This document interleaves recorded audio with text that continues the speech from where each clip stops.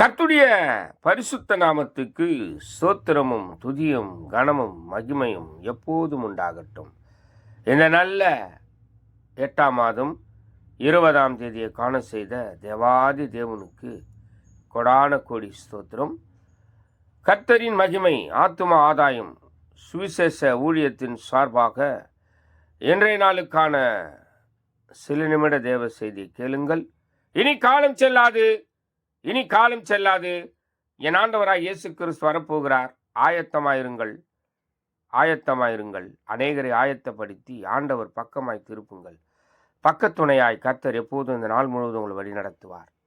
விசேஷமாக ஏசாயா 60ஆம் அதிகாரம் 19ஆம் வசனம் சொல்லுகிறது, கர்த்தர் உனக்கு நித்திய வெளிச்சமும் உன் தேவனே உனக்கு மகிமையுமாய் இருப்பார் என்று சொல்லி.